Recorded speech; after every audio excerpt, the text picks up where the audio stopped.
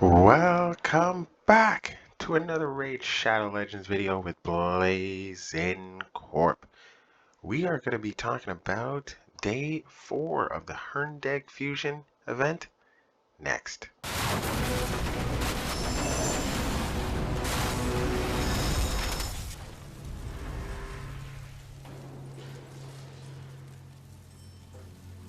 Alright guys and ladies, we had the Dragon tournament finish up yesterday.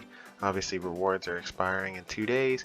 Not a real crazy need to do anything. I just pulled out getting the epic tome, so that was nice. I placed 7th in my group. It was good to get the extra gems there, so not a bad thing there. Didn't go all out, didn't blow any loads here, so pretty excited about that. We've got the Fire Night tournament up now here, so we're gonna go just enough so that we get whoever this is here. So they're definitely not gonna go for the epic tome here. It's just gonna be to get this guy, and then we're gonna cut it out. Thank you, cut it out At that point. Alright, we've got Classic Arena and Champion Chase tournaments coming up. During the Champion Chase tournament, this is where I'm going to pull Rule the Hunt Master. So let's just take a quick gander. So Rule the Hunt Master, I'm going to pull him. Yeah, I think it's, I think we're supposed to be pulling him during that time. Yeah, so, let me just double check here if that's a Summon Rush. Yeah. So definitely will get champions by any means. So definitely we'll pull him during that point there, so that way we can get some points, easy points there. All right, so as it goes for enhancement event, that's done. Dungeon Divers, that's done. It's gonna be it's gonna be fully completed now. The reason I say that there, even though there's only 22 hours left, is we have a champion training event. So we're going to be in campaign here, just mashing this event. And we've got 4 days, 18 hours to do so. Basically, we want this champion here, Horfreeze, the Tust. There. So reason we want him, he's a reviver on the Skinwalkers, so he's very, very high on my list of people to keep. As I told you before the event started here, his kit is very nice. So we're gonna go through and we're gonna be crushing essentially day in and day out. After we do the Fire Night tournament, we're gonna go into campaign, and we are going to be crushing 12-3 on the Brimstone Path. Just anyone who needs to be leveled. Right now I just got the Arbiter, so might as well level her. And we're just going to crank through the stage over and over and over there. So we'll see a lot of that. So actually we'll gain a few benefits. We'll gain a lot of money here, because we're going to be selling a lot of shield sets there, and we're going to increase the level of a lot of our champions there. So a lot of 1s, a lot of 2s, there are lots of 3s. Very rarely will I do 4s, but we'll have enough to get Arbiter to 6-star there, and probably a few other champions to 6-star, just because of this event. And this event is kind of the only time in which I boost people up to 6-star. So that is something huge there. Alright, so that's kind of my strategy here for the coming day. Here we will be back on day 5 to kind of get through another round here, and kind of let you know how it's going so far. Now in terms of Fire Night, just so you guys can see my Fire Night team here. So Fire Night, we're going to bust in here. Well, we're not going to be doing stage 24 because that's just way too hard, but 25 much easier. Oh, I guess I need some energy here. So we'll jump into stage 25. It's about a 9-minute run, but you can see here, once we get to the boss, we've got a lot of turn meter manipulation. So Deacon, we've got Countess Licks and Allure, all turn meter control specialists. So he'll never be able to take a turn. If he is, then we'll probably get a wipe there. And yeah, we don't want him to take a turn on that side of things. So, you know, we'll crush it with this gentleman here and go from there. Yeah, let's see how this goes. Alright, so main thing here is control, control, control. So we just saw some sleeves put out. We're gonna have leeches, stuns, block moves.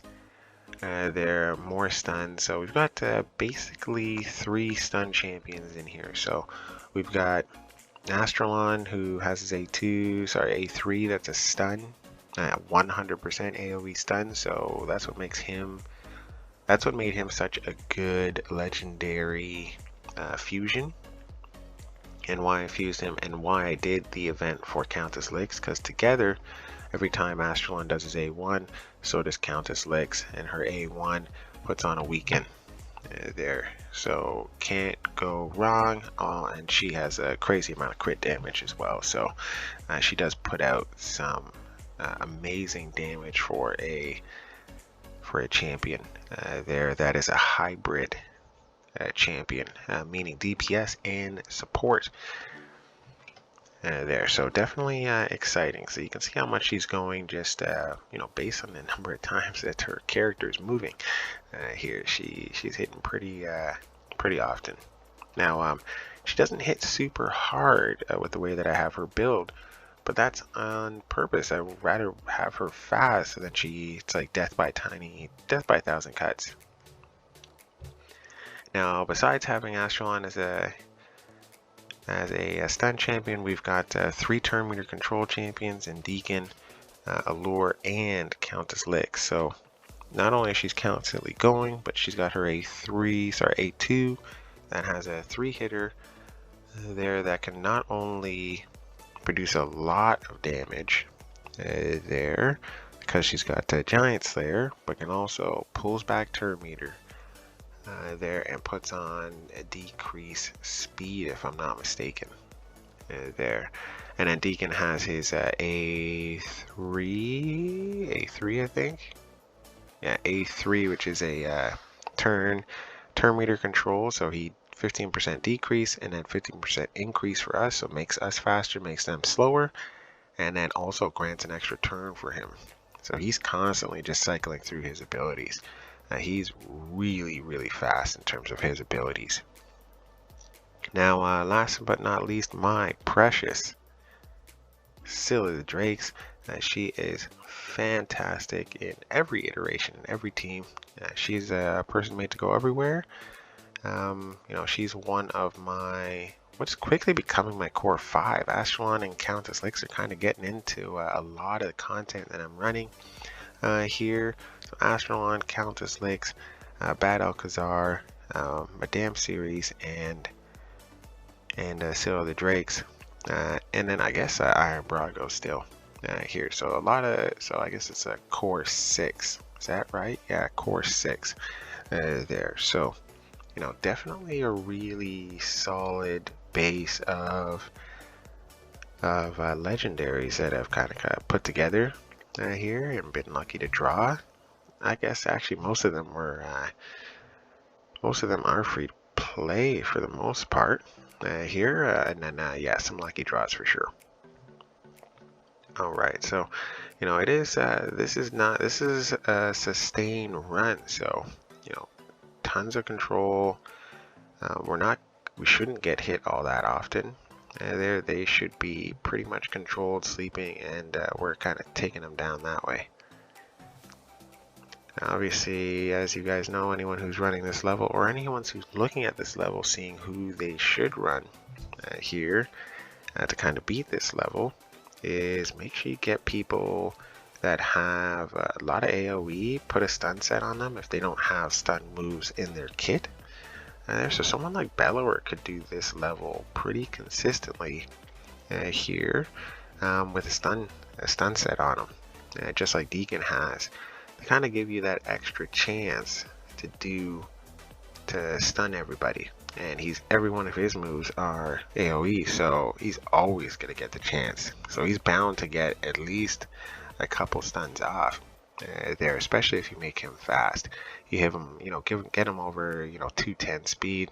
He's gonna round through those skills pretty quickly.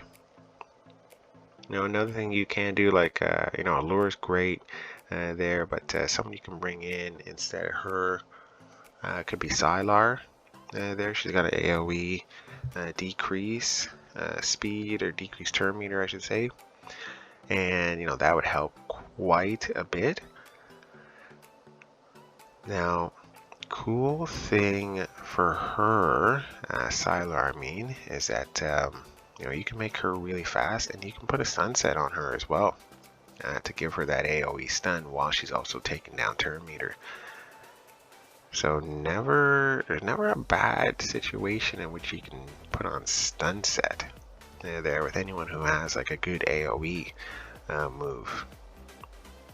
Now, decreased speed, kind of an underused, just from what I've seen out there from videos I've watched, kind of an underused ability. But if you have someone that has a decreased speed ability that's AoE, that is a fantastic ability, just like what Countess Lix put on right there. Decreased speed, AoE, plus turn meter control is massive, because that's going to slow everybody down, especially if you don't have the gear here. Like, I don't have OP gear, and so I have to use people with the right abilities here, and that's i.e. why this takes a little bit longer.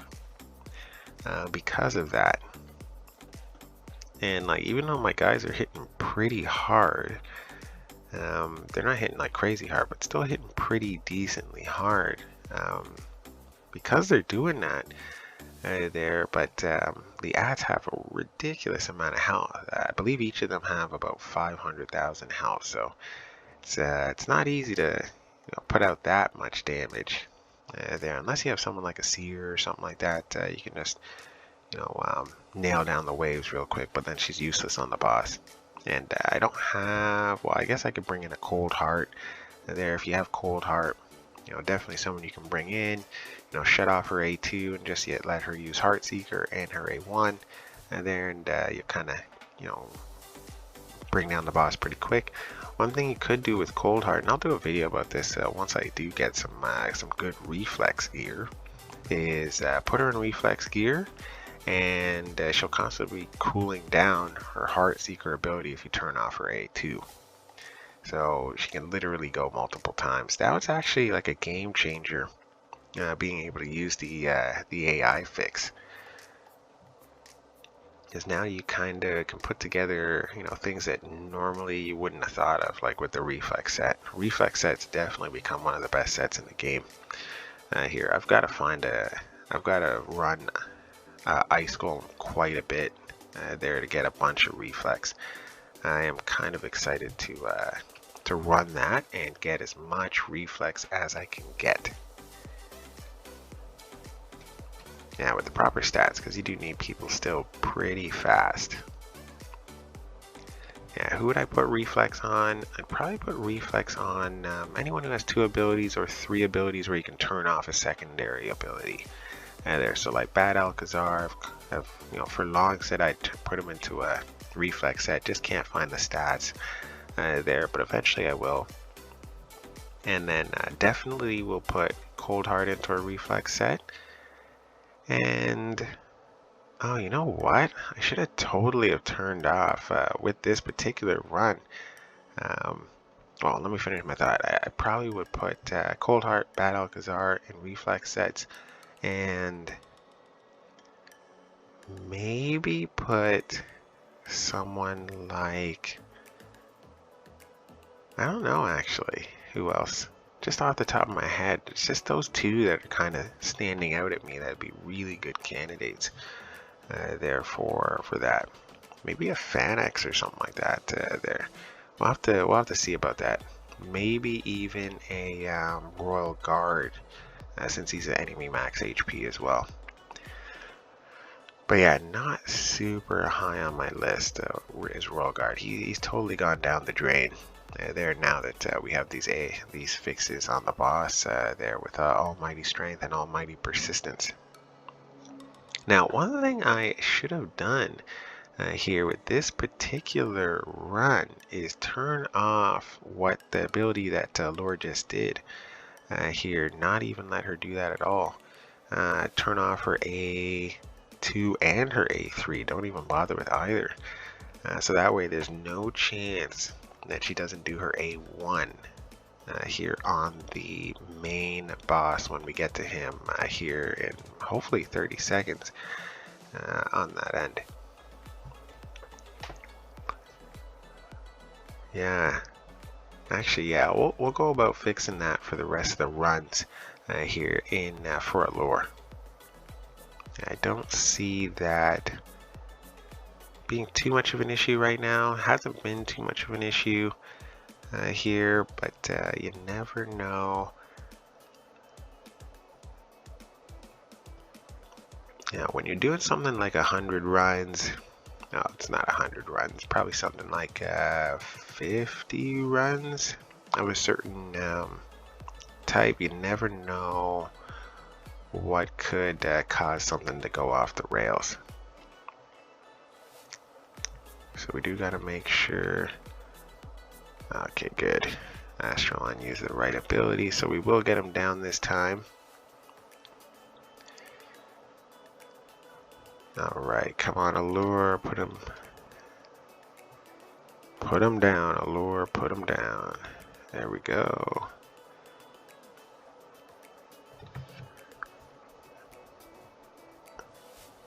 Okay, so we got decreased speed out, so that's good. Yeah, so she can put him down this time below half, then yeah, should be good. There we go. Ooh, still a little high. Still a little high for the stress levels here. We should be fine, but still a little high for the stress levels.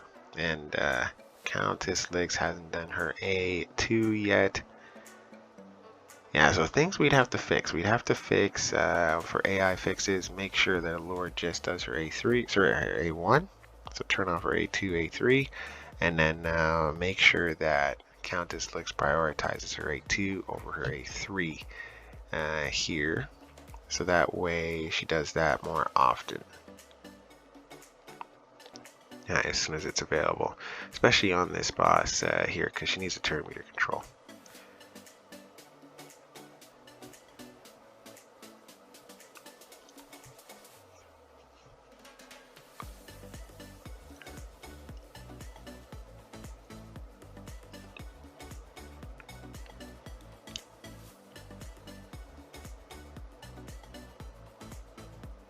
Yeah. Alright, so that should be fine for this particular boss. You know what, we'll come back when this guy is right at the end of his life here, and we'll finish this video on up. Alright, so we're right back here at the end of the match. Basically, this has been going the same as you're seeing right now. Just Countess Licks, Astralon going off here, damage after damage. And then Countess Licks and Allure kind of keeping the turn meter in control along with Deacon there. Yeah, so that's it. We put him down. Ooh, a 6-star gear, so kind of can't go wrong with 6-star gear on that side of things. So let's see, nothing special. Let's get rid of that. Alright, so lots of this in my future. Hopefully it doesn't take that long here, but we're going to run a lot of this overnight anyway. Here, we're going to set it and forget it. Countess Licks MVP. Here, obviously, Allure. Here also an MVP. So we got a double MVP this time around. Thank you guys for watching. Do let me know what you guys are doing on day 4 here in the HURNDIG event. And we'll see you again next time. Let's chat. then.